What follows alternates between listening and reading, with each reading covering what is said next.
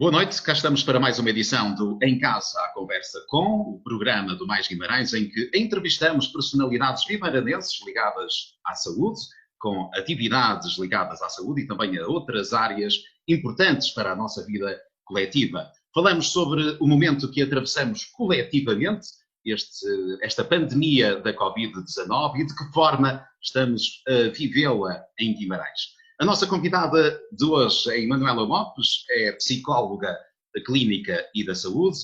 Olá, boa noite. Bem-vinda ao Em Casa à Conversa com. A pergunta que lhe faço é esta: até que ponto a Covid-19 está a afetar a sua vida? Como psicóloga, isto para nós está a ser também um desafio muito grande e mudou a todos os níveis. As consultas presenciais, por exemplo, acabaram, não é? A modalidade mais típica daquilo que é o atendimento psicológico deixou de ser assim e passou para um atendimento ou telefónico ou um atendimento por videochamada também, por estas circunstâncias que estamos a passar, o isolamento, o teletrabalho. Portanto, mudou significativamente e também fez com que nos tivéssemos que nos adaptar a uma nova realidade, mesmo a nível clínico. Uma mudança muito repentina, digo eu. Repentina, não programada, não é? Que tivemos que nos ajustar de uma forma muito rápida.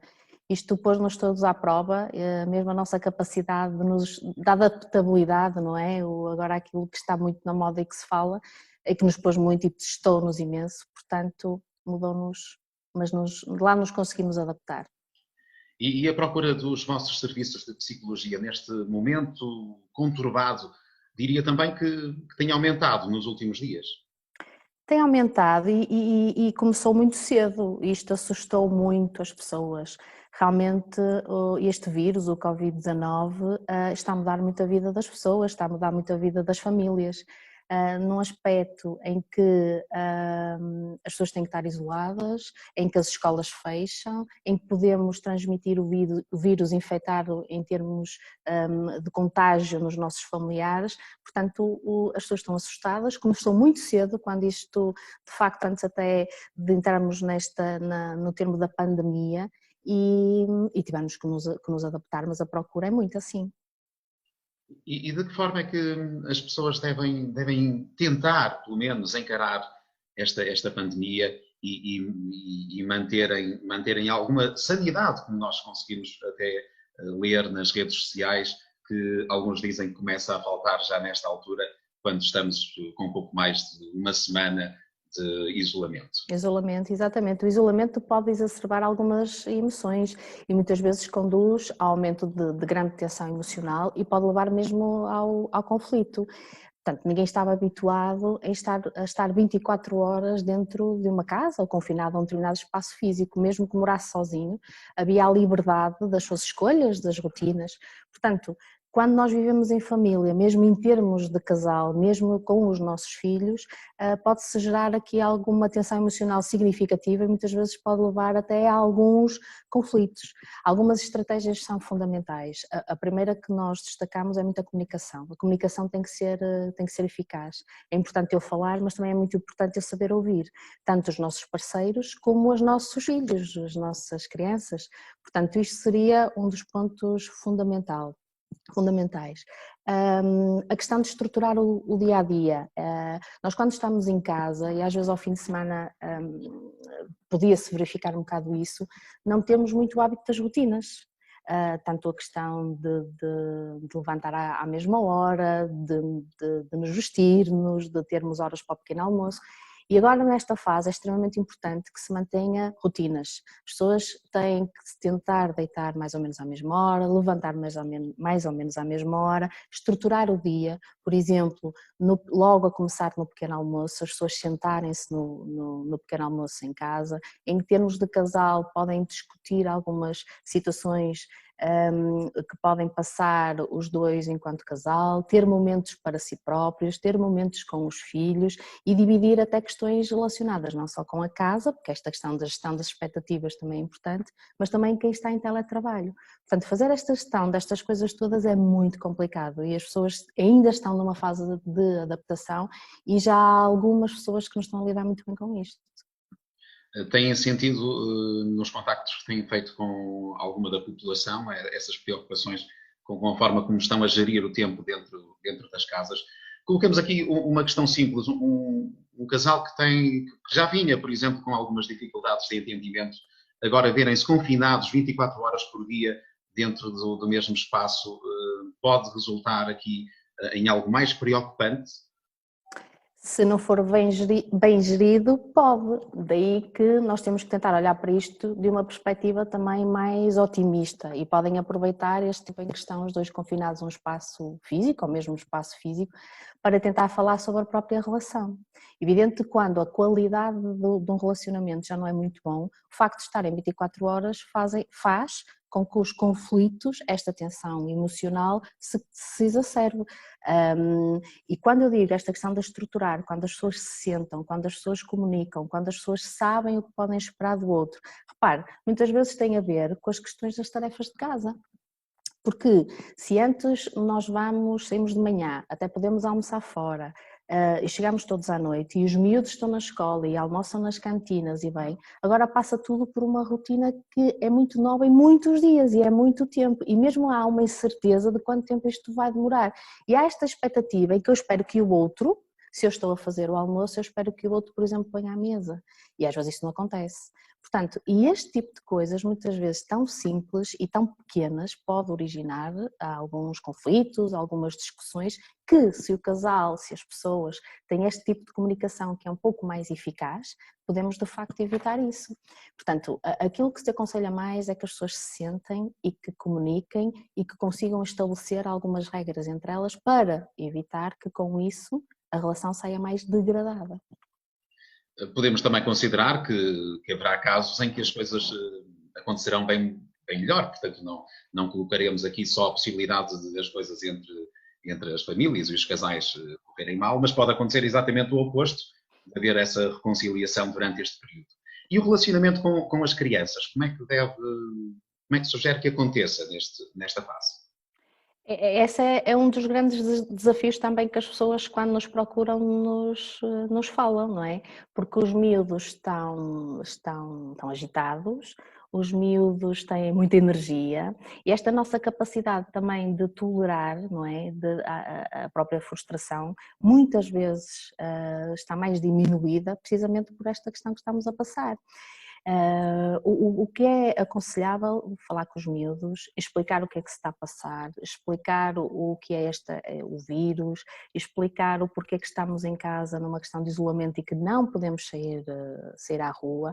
Muito importante outra vez a questão das rotinas, é importante que os miúdos entendam que há rotinas, é importante que os miúdos estudem e tenham horários específicos, não tem que ser uma rigidez obsessiva, não é? Mas que haja mais ou menos uma linha estruturada durante o dia a dia.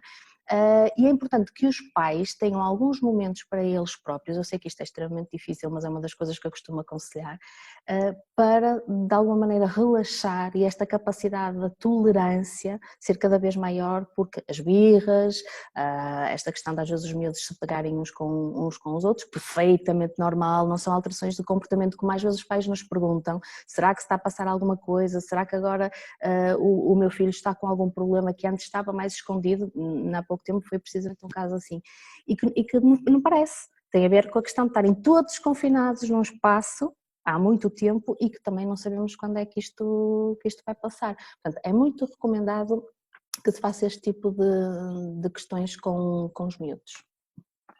E a gestão da ansiedade, como é que ela pode ser feita? Portanto, estamos todos aqui a aguardar que dentro de aproximadamente 15 dias tínhamos atingido o pico de casos com o coronavírus em Portugal, portanto um período que será certamente muito mais difícil e estamos todos um pouco ansiosos pela chegada desse momento para percebermos realmente o que é que poderá acontecer nessa altura. Como é que se gera tudo isto?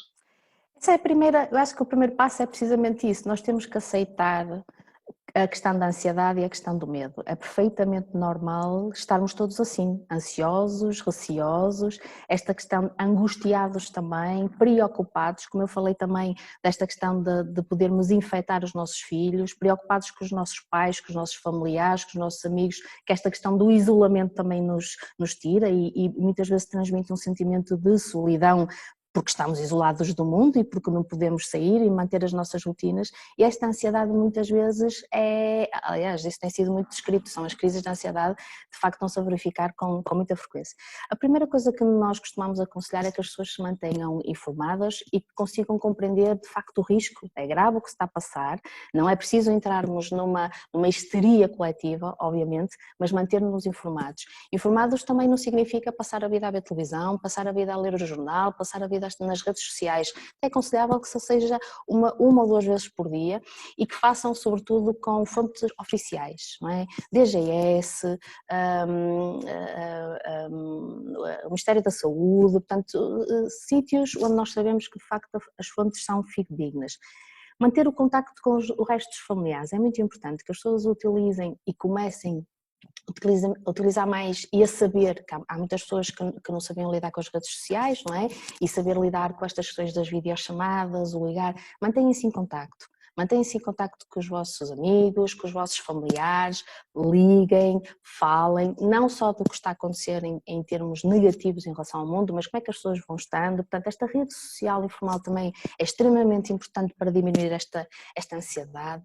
Ter tempo durante o dia para realizar coisas que gostem. O exercício físico é muito recomendado também, não tem que ser necessariamente com equipamentos de ginásio, não é? Nós podemos fazer exercício físico num pequeno espaço físico, aliás, que também é aconselhado fazer com os miúdos, portanto, estas questões de exercício físico, de ver um filme, de ler um livro, portanto, atividades que nós gostamos de fazer e que são prazerosas, também incluir naquilo que é o nosso dia-a-dia. Manter hábitos saudáveis, é muito importante manter uma alimentação equilibrada. Muitas vezes as pessoas em casa não me apetece fazer o almoço, não é? Comem qualquer coisa, petiscam daqui. É importante resistir um bocadinho a isso e tentarem fazer as recomendações que toda a gente sabe, não é? O pequeno almoço, almoço e jantar e os snacks entre estas refeições, mas uma alimentação saudável. Não se esqueçam da hidratação. Eu há pouco tempo falava aliás, uma colega, uma profissional de saúde, que me dizia que no meio disto tudo até se tinha esquecido de beber, porque de facto às vezes isto é isso que acontece, as pessoas ficam desidratadas, não estamos numa época de grande calor que puxe por si só beber, mas tentem se manter de facto hidratados, ir bebendo, oferecer água aos miúdos, também isso é muito importante, água, chá, esse tipo de bebida assim, e basicamente um bocado por aí. A questão do relaxamento e a questão da meditação, que também é uma coisa difícil de se fazer, mas quando eu fecho os olhos e tento esvaziar a minha cabeça, não é? É assim que eu costumo explicar às pessoas, é uma coisa um bocadinho difícil, mas o próprio relaxamento. O relaxamento tem a ver com aquilo que nós aconselhamos mais, a questão da respiração, em que fazemos uma respiração pausada, inspiração e expiração, e que já há muita informação que as pessoas podem, claro, numa pequena pesquisa encontram esse tipo de coisas e que nos ajudam também. Não esquecer, quem faz medicação, por exemplo, fazerem a medicação direita, não estou a falar de medicação psiquiátrica, estou a falar de medicação crónicas que as pessoas fazem. Também já ouvi alguns doentes a dizer que com isto tudo até se esquecem de fazer a medicação que têm que fazer, que faziam antes, de uma forma natural. Portanto, importante isso também. Atenção a estas coisas que eu acho que são muito importantes e que no fundo, se tentarmos manter isto, que eu sei que não é fácil, mas se tentarmos sermos um bocadinho disciplinados, ajuda fundamentalmente a descer essa ansiedade, a não ter crises de ansiedade, a não ter ataques de pânico. Se isto acontecer, então tem que procurar ajuda. É fundamental, não é? Procurar ajuda, tentarmos ajudar e pelo menos controlar esses sintomas. Fruto da sua atividade, em Guimarães estão identificados também agregados familiares onde há procedimentos criminalizáveis. Têm essa preocupação de, durante este período, poderem acontecer alguns episódios nesses agregados? Pois, essa é uma da questão que os psicólogos estão muito atentos também, que é as questões da violência doméstica e do abuso infantil. E o abuso infantil tanto pode ser na questão desta violência doméstica na globalidade e que engloba também, e perdão-me aqui a redundância, a questão do abuso sexual. O que acontece é que as pessoas agora estão 24 horas no mesmo espaço físico com o agressor. Então é preciso estarmos atentos um bocado a estas questões, é preciso denunciar igual, continua a ser crime público, não podemos esquecer que estas questões se mantêm. A PAV, por exemplo, criou uma linha e lá está, são fontes fidedignas, que as pessoas podem de facto aqui procurar ajuda, linhas e colegas que trabalham especificamente na área para a questão da violência doméstica, porque se nós estamos 24 horas com um agressor e se nós já sabemos quando estamos 24 horas com alguém que não estamos habituados para isso, se aumenta esta tensão emocional, a probabilidade também de eu ser mais agressiva até verbalmente, fisicamente, ainda aumenta. E isso também com as crianças, sobretudo porque esta questão de lidar com a frustração, em que eu agora quero ouvir as notícias e os miúdos exigem alguma atenção, faz com que muitas vezes as pessoas não conseguem, por exemplo, gerir isso. E isto pode dar origem, e temos que estar todos muito atentos, com que não haja, ou que tentamos evitar e intervir nos casos do abuso infantil e da violência doméstica. É um assunto muito importante e que não podemos esquecer, e que eu apelo às pessoas que denunciam os casos que saibam, e as próprias vítimas têm recursos, apesar de estarem em casa, existem linhas, existem sítios que podem ligar e que há ajuda disponível. Isto é extremamente importante. Depois deste período confinados às suas habitações, e um período que nós ainda não conhecemos a sua extensão, como é que as pessoas se vão relacionar na rua, não podendo tocar-se como faziam até agora? Isso vai alterar profundamente a nossa forma de nos relacionarmos com os outros, ou não? Depois de passar esta crise? Sim, depois de pelo menos ela se atenuar e pudermos sair à rua com alguma segurança. E eu espero que não, daí que é muito importante em casa nós já trabalharmos este tipo de coisas para construir relacionamentos positivos, para com que não seja esta questão, aliás, que se está a falar bastante do estigma e da discriminação, das pessoas que estão infectadas, dos que já foram infectados. Portanto, no início pode haver um bocadinho esta questão, não é? De eu saber que aquela pessoa teve o Covid e será que já está completamente imune? Será que não me vai transmitir? Se calhar no início isso pode acontecer mais pela incerteza do que aí vem, mas a nível dos relacionamentos, se for isto tudo trabalhado em casa e construída esta ponte positiva entre as pessoas, entre as famílias e connosco, enquanto indivíduos, eu espero que não mude muito e se mudar, que mude para positivo a forma como nós nos relacionamos e que seja cada vez mais positivo, claro.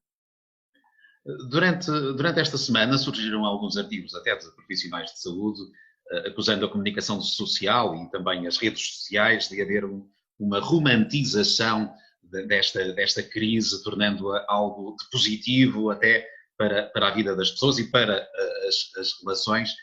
Também está de acordo com esta posição de que se está, às vezes, a romantizar uma catástrofe, que é, no fundo, aquilo que está a acontecer-nos? Nós de facto vimos de tudo na comunicação social, notícias verdadeiras, notícias falsas, umas exacerbadas. Às vezes a própria linguagem pode ser romantizada, da forma como nós dizemos as coisas, não é? Da forma como nós nos referimos aos nossos amigos, aos nossos colegas, como os entes queridos, por exemplo, tem a ver um bocado com essas questões, e concordo que, sobretudo no início, as pessoas não percebiam muito bem o que é que se estava a passar, e se transmitíssemos uma mensagem de que isto até era bom porque estávamos em casa e que isto poderia ser muito positivo porque eu ia passar mais tempo com os meus filhos, com o meu parceiro, que é, mas com a salvaguarda de que os contras ou as ameaças, não é, que pode trazer este tipo de questão. Daí que é muito importante as pessoas de facto manterem-se informadas, mas não a sobre-informação. A sobre-informação faz com que aumente os meus níveis de stress, em que agora eu vejo cá não sei quantos mortos na Itália, agora não sei o que na Espanha, e agora em Portugal qualquer coisa, e agora a reunião de não sei o quê, e agora este canal diz isto e o canal diz aquilo. Isto aumenta os meus níveis de ansiedade, aumenta a minha tensão interna. A forma como eu vou lidar comigo nesse momento vai estar mais alterada porque estou ansiosa. A forma como eu lido com os outros naturalmente vai estar alterada também, negativamente. porque não vou estar tão tolerável às crianças, porque não vou estar disponível, porque não vou estar disponível ao meu parceiro, porque não me apetece conversar, porque, enfim. Então é importante aquilo que, e reforço muito aquilo que eu referi há um bocado, portanto, manter-se informados, mas não sobre-informados, com fontes fidedignas e de facto oficiais. Isso é o mais importante, e distribuir muito bem no seu dia a dia as suas próprias rotinas. Nesta altura, nós estamos em Portugal com um número de 60 mortos devido à Covid-19, um número que irá certamente aumentar consideravelmente durante as próximas semanas. Como é que as pessoas poderão lidar até com o luto de um familiar nestas circunstâncias e na circunstância também de não poderem fazer uma despedida como sempre imaginaram que fariam até aqui? Isso está a ser assustador, porque de facto ainda não é muito a nossa realidade, mas é a realidade que vem de fora e que nós achamos que pode cá chegar, e isso está a ser muito assustador para todos nós. A perda de uma só pessoa eu considero já por si só catastrófica, não é? Por este vírus e por aquilo que está a acontecer. E está a ser muito difícil em termos mentais esta questão deste luto, que se não for muito bem gerida vai se tornar um luto complicado e que pode levar ao trauma psicológico. Porque nós estamos numa sociedade em que existem muitos rituais relacionados com aquilo que é morte, com aquilo que é o funeral, com aquilo que é a despedida, pronto. Tendo este tipo de questões impedidas ou pelo menos contidas, digamos assim, é muito difícil as pessoas fazerem esta gestão. Dizia-me alguém aqui há uns dias atrás: a doutora já viu o que é, morre o meu familiar que está no hospital e se não conseguirmos fazer um funeral católico, não é? Ou um funeral com estas questões, como é que eu posso olhar, como é que eu me posso despedir, como é que eu posso antecipar este tipo de coisas? Por isso isto é muito difícil, isto vai ser um desafio também muito grande a nível técnico, a nível clínico para nós psicólogos, e é muito importante depois também, não só no momento tentarmos ajudar quem precisa, mas depois se calhar vai ser uma das áreas que vamos ter que intervir, porque de facto, esperemos que não é? Esperemos que não seja como se está a passar no resto do país, sobretudo aqui na Europa. Para terminarmos esta nossa conversa, Emanuela, pedia-lhe que nos deixasse alguns conselhos a quem nos vê nesta noite. Eu reforço muito aquilo que falei. Muito importante sermos todos agentes de saúde pública, muito importante cumprir aquilo que nos é aconselhado pela DGS, ficarmos em casa, tentarmos com que este vírus não se estenda a muitas mais pessoas do que aquilo que já é expectável nesta altura, como falou anteriormente. Em casa, tentem manter estas rotinas, tentem com as crianças ter momentos também para eles, para até fazerem atividades que antes não eram muito execuíveis, até por uma questão de tempo, o brincar, o fazer tanto os jogos de tabuleiros, terem tempo para vocês próprios, terem tempo enquanto casal, terem tempo para nós enquanto indivíduos, terem tempo para as crianças, fazer uma estrutura, ter uma rotina, a alimentação é extremamente importante. E se houver alguma situação em que as pessoas se sintam solapadas, digamos, mesmo a nível de ansiedade e que não consigam gerir, procurem ajuda. Claro que não é o típico que possam ir a um hospital, a uma clínica, ao centro de saúde, não é, mas de facto as ajudas online já existem, os serviços públicos, os serviços privados estão-se a mobilizar para dar este tipo de resposta, as pessoas não estão sozinhas, os psicólogos estão no terreno, apesar de não estarem fisicamente com as pessoas, portanto nós estamos cá e estamos cá para aquilo que for necessário e para aquilo que todos precisarem. Entretanto, terei que lhe colocar ainda uma outra questão relacionada, neste caso, com os profissionais de saúde, que nesta altura estarão sob uma grande tensão, têm ainda procurado para lhes dar algum apoio neste momento em que existe esta tensão? Sim, sim, isso tem procurado e isto, curiosamente, o Ministério da Saúde já criou estruturas, não é, em que vai, de facto, olhar para a questão da saúde psicológica dos nossos profissionais de uma perspectiva mais estruturada, digamos assim. Os profissionais de saúde estão numa situação extremamente delicada. Como toda a gente sabe, trabalham nas condições, não é, que trabalham, estão sujeitos a estes níveis de stress, e uma das grandes preocupações que as pessoas colocam é o facto de poderem vir para casa e de poderem infectar os seus. Portanto, os seus filhos, os seus parceiros, os seus pais. Outras pessoas tiveram que deixar as suas casas portanto, e dormir fora de casa. Portanto, esta questão do isolamento faz-me falta ver fisicamente, sentir os meus filhos, sentir os meus. Portanto, e todas estas questões muito relacionadas com isto, também com a questão do estigma também, deles próprios poderem ser portadores do vírus. Então há pessoas que já os evitam, digamos assim, em termos, sei lá, por exemplo, de alguém que vai a casa fazer, arrumar a casa, uma empregada de limpeza, por exemplo. Portanto, este tipo de questões são todas também muito complicadas e que os profissionais de saúde também sabem e reforço ainda que estamos cá e que podemos ajudar e que esta ajuda também está disponível. Muito E que é obrigado. importante, e deixe-me só acrescentar agora, peço desculpa, e é importante também que naquele ritmo todo, dos turnos todos dos meus colegas e todos, de qualquer classe profissional, em que mesmo no trabalho tirem tempo para eles, façam pequenas pausas, tenham apoio entre os colegas, falem das fragilidades, ajudem aqueles colegas que têm algum, que são um pouco mais vulneráveis naquilo que é a expressão dos seus medos, dos seus receios. Portanto, esta rede informal também ajuda imenso. E a questão da alimentação, a questão da hidratação também é uma das coisas que têm que estar atentos, que às vezes no ritmo acelerado com que estão também é um bocadinho esquecido. Portanto, por isso queria só reforçar isso também. Muito obrigado por ter aceito este convite para estar Claro que connosco sim. nesta noite. Bom Obrigada eu. trabalho e que as coisas de facto corram melhor do que aquilo que tememos que Isso, venha a acontecer. é o meu E assim, desejo mais uma também. Obrigada. edição do Em Casa à Conversa com Emanuela Lopes, psicóloga clínica e da saúde no Hospital de Guimarães.